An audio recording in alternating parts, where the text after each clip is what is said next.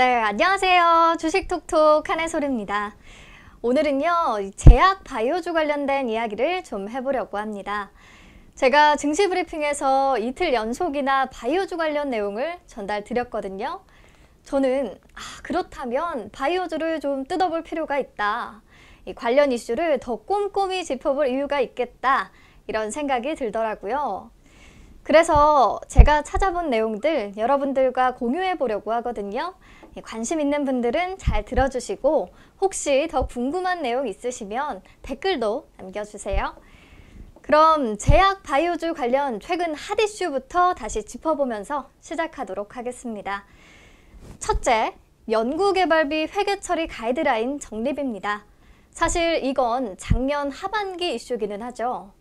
그래도 회계 불확실성이 해소됐다는 측면에서 다시 한번 언급드리겠습니다.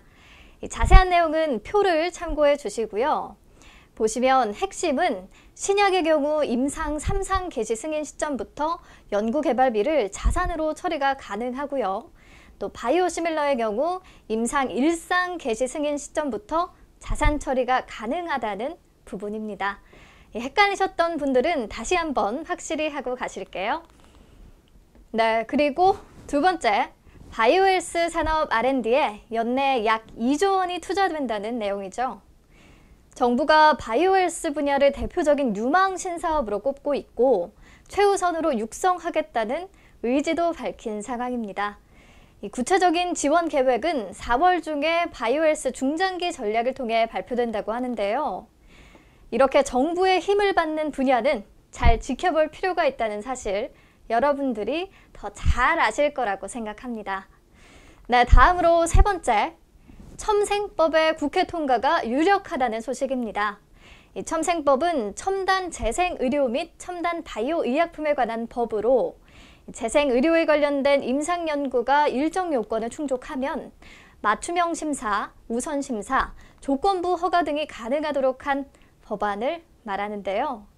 현재는 국회에 계류 중이지만 이번 달 열리는 국회 법소위에서 통과될 가능성이 높아졌다는 내용이고요.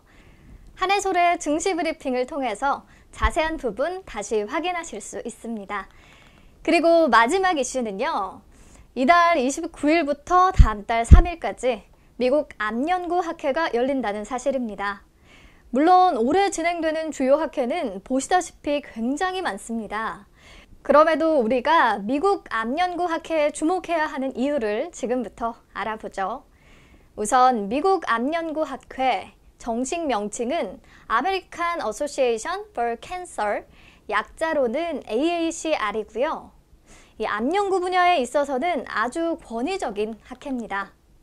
전 세계 약 120개 국가의 4만여 명의 멤버를 보유하고 있고요. 매년 암에 관한 기초 연구부터 임상 결과 공개까지 다양한 내용들이 발표되는 자리입니다.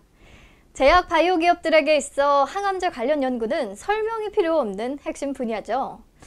그래서 올해도 국내에서 항암제를 개발하고 있는 많은 기업들이 이 자리를 통해 주요 파이프라인의 개발 현황을 발표할 것으로 보이는데요. 과연 어떤 기업들이 참여하는지 궁금하시죠? 자, 표 함께 보시면서 말씀드릴게요. 상위 제약사로는 우선 한미약품이 참여해서 4개의 프로젝트를 발표할 예정이고요.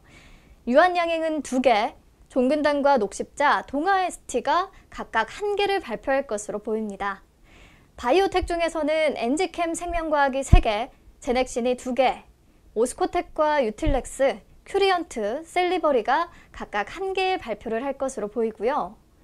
중소형 제약사로는 삼진제약과 영진약품이 참가해 각각 1개의 프로젝트를 발표할 예정입니다. 보면 국내 기업들이 발표하는 내용은 주로 신규 물질의 동물 테스트에서 나타난 항암 효과 규명에 관한 것들로 보이는데요. 어떻게 보면 매우 초기 단계의 연구 결과라고 할 수 있겠죠. 아직 사람한테는 그 어떤 테스트도 해보지 않은 단계니까요. 그런데 이건 우리나라 기업들만 그런 게 아니고요. AACR에서 발표되는 내용들은 주로 이렇게 초기 단계 물질에 관한 것들이 많습니다. 그럼에도 이 학회가 왜 그렇게 중요하냐 하면요. 작년 11월에 유한양행이 글로벌 제약사 존슨앤존슨에 자회사인 얀센과 1.4조 원 규모의 기술 이전 계약을 체결했다는 뉴스 기억하세요?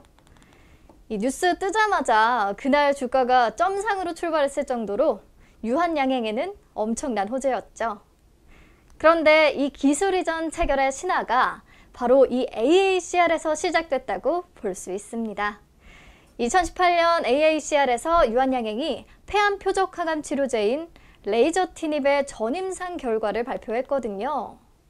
당시 약물의 우위성이 입증되면서 아주 큰 관심을 받았습니다. 이렇게 매우 초기 단계의 후보물질도 타겟의 신규성과 유효성만 입증된다면 AACR이 대규모 기술 이전 계약을 맺을 수 있는 발판이 될 수 있다는 거죠. 그래서 참여 업체들에 좀 더 관심을 기울일 필요가 있다는 겁니다. 다시 한번 영상 돌려서 표 체크해 보시면 좋겠죠. 그런데 그놈의 기술 이전이 뭐길래 이 제약 바이오 기업들은 기술 이전에 그렇게 목을 매는 것이며 또 기술 이전 뉴스만 떴다 하면 왜 주가가 치솟는 걸까요?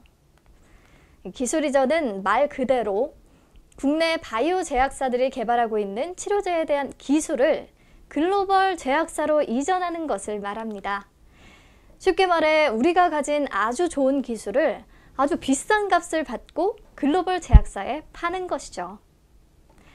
보통 이 기술 이전은 임상 단계에서 많이 진행되기 때문에 시판되기 전부터 관련 기업은 엄청난 수익을 창출할 수 있는 기회가 생기고요.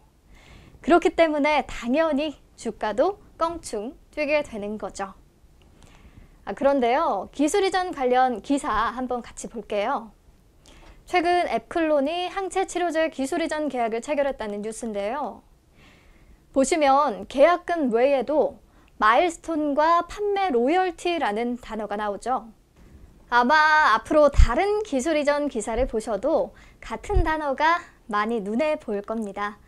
그런데 이건 또 뭔가 싶잖아요. 간단히 설명드릴게요. 우선 기술 이전은요, 계약금 플러스 마일스톤 플러스 경상 기술료인 판매 로열티로 구성이 됩니다.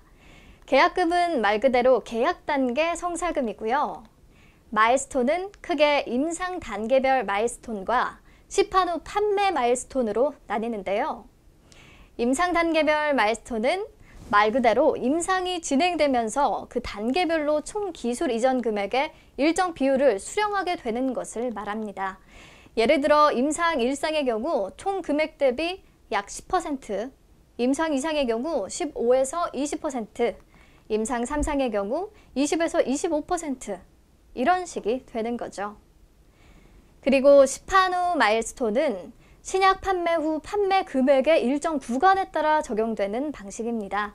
예를 들어 500억 원이 팔리면 기술 수출 금액의 10%, 또 그리고 1000억 원이 팔리면 기술 수출 금액의 20%가 지급된다. 뭐 이런 식인 거죠. 네, 그럼 이제 판매 로열티만 남았네요. 이 판매 로열티는 판매에 따른 경상 기술료를 말하는데요. 간단히 매출액 대비 일정 퍼센트를 수령하게 되는 겁니다. 한 개의 제품당 매출액 대비 5%가량을 수령하는 조건이라고 하면 1조 원의 약을 팔았을 때 500억 원의 경상 기술료를 수령해 갈 수 있는 거죠. 저는 처음에 이 기사 접하면서 이런 용어들이 낯설어서 한참을 검색해 봤었거든요. 저 같은 분들에게 오늘 내용이 조금이나마 도움이 됐으면 합니다. 오늘은 제약 바이오 산업 관련 최근 이슈와 그 중에서도 29일부터 진행될 미국 암연구학회 관련 내용, 그리고 참여 기업들까지 같이 살펴봤고요.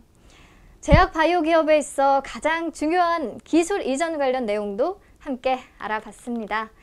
다음 시간에는 이어서 신약의 임상 절차와 대표 기업들의 2019년 주요 임상 스케줄 같이 살펴볼게요. 다음 시간에 다시 만나요.